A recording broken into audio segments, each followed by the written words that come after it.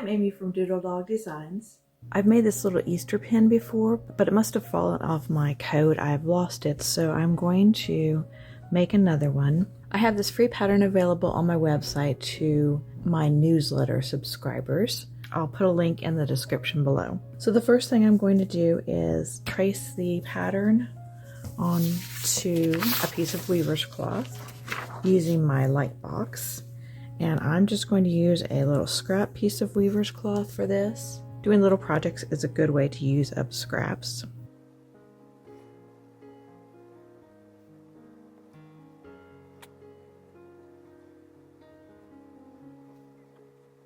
Now the little dots here are areas where I'm not going to punch, and I'm going to put beads there. If you wanted, you could put little French knots, or you could punch a different color dot.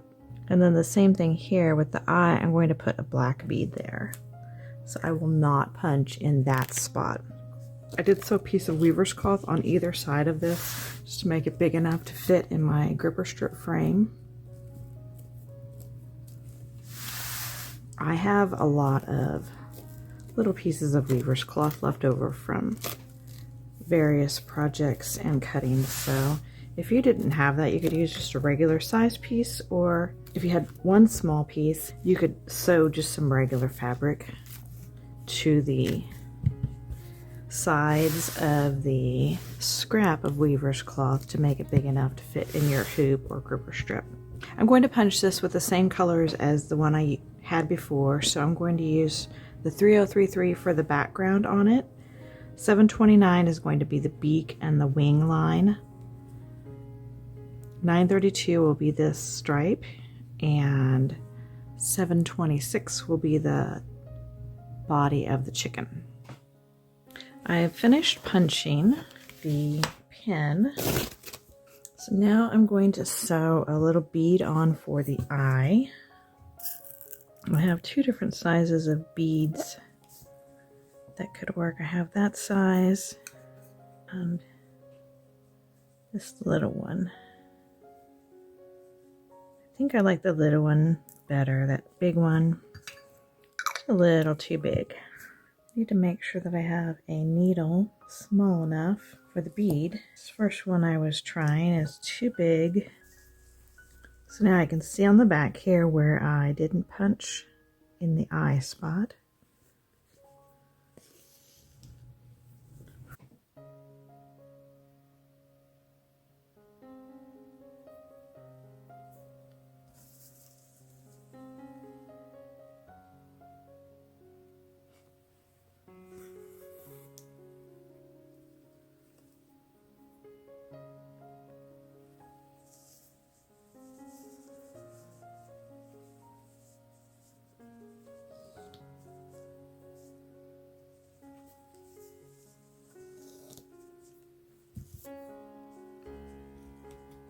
Then I'm going to sew some blue beads up in here. So again, I can go from the back in the spot that's marked.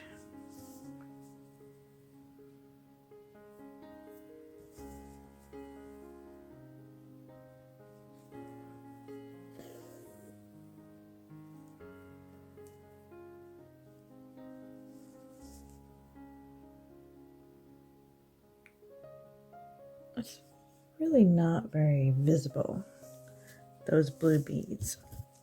I think maybe I should use a different colored bead this time. A blue bead really just disappeared in there, so I'm going to try a different color bead. I don't know if the beads I had before are a different shade of blue. I think that's what I'll do, pink.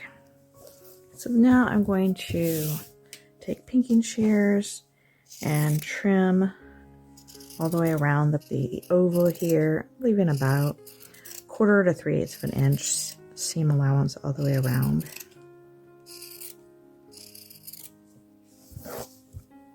And then I'm going to go to the iron and press this empty weaver's cloth to the back of the project.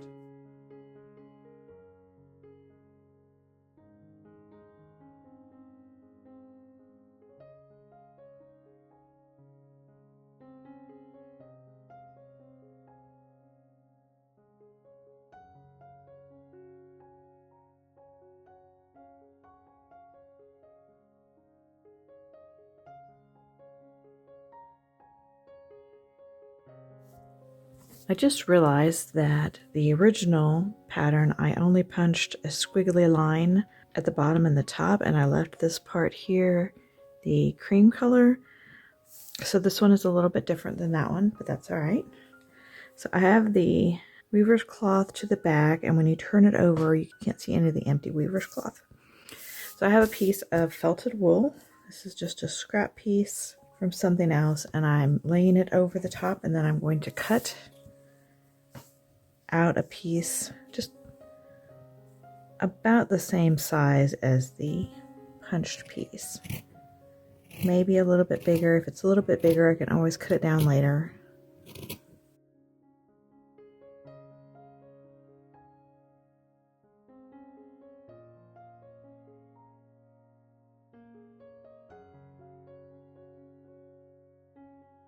I have a pin back, and I'm going to sew this onto the back of this piece of felted wool before I sew it together. That will make it easier to deal with. Close to the top and not right at the very top.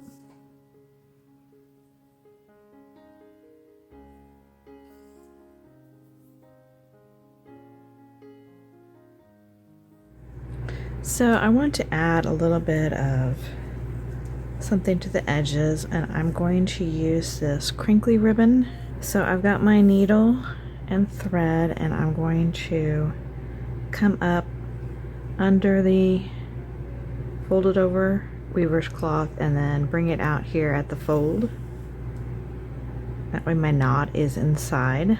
So I'm going to layer my wool on the back of the punch needle, wrong sides together, and then I'm going to take the end of this and bring it overlap it just a little bit, and then I'm going to bring my thread over that crinkly ribbon, and then I'm going to catch the edge of the wool and the edge of the folded over edge of weaver's cloth.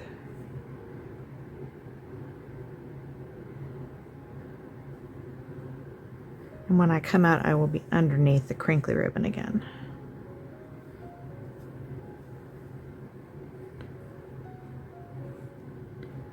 So I have a little bit of crinkly ribbon hanging over here.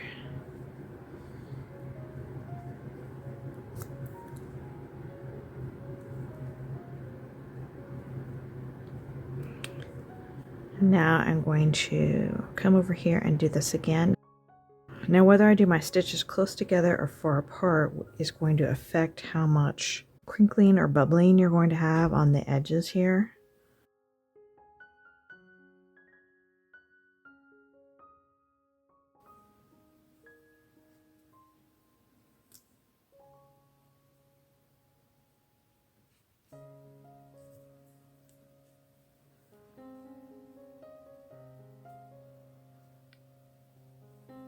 So I'm going to make pretty big stitches here, pretty big spacing in between my stitches.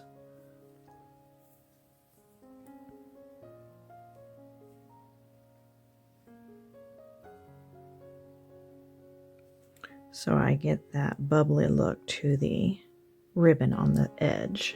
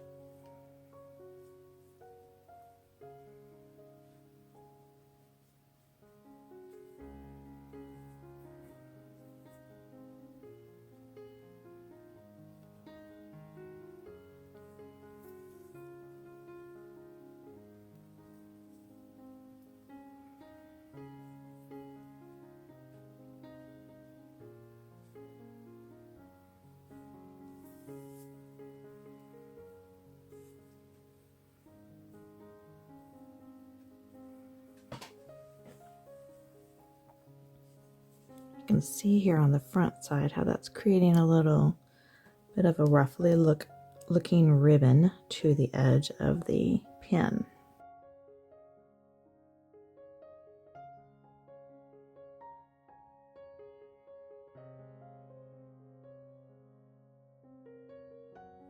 I can see that my backing is going to be too big. That happens a lot with me, but I'm okay with that. It's easy to cut it off, but it wouldn't be easy to add it back if it was too small. So I'm almost back to the beginning here where I started. So I'm going to add a little bit of stuffing so the pin is not flat. Give it a little bit of dimension.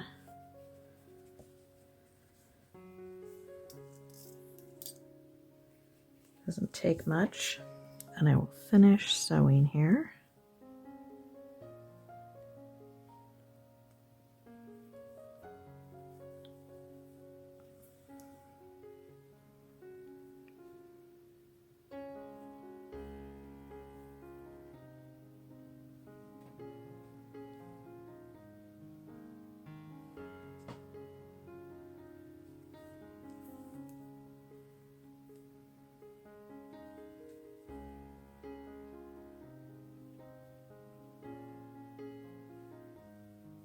So now this next stitches, I want to make sure that I get both of these ends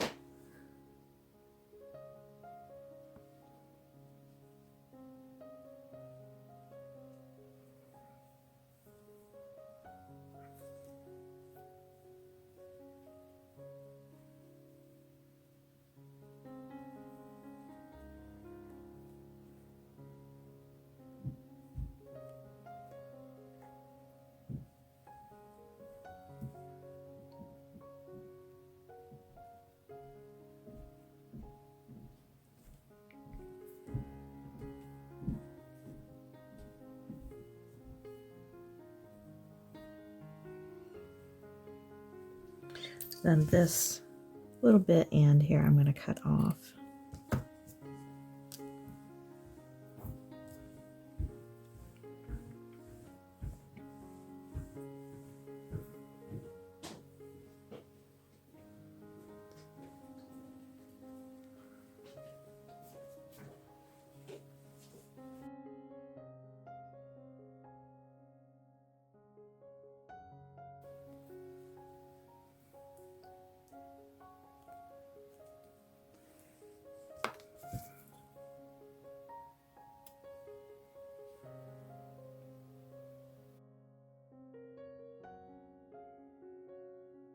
Be sure to click the like button and subscribe below. I'll see you next time. Bye.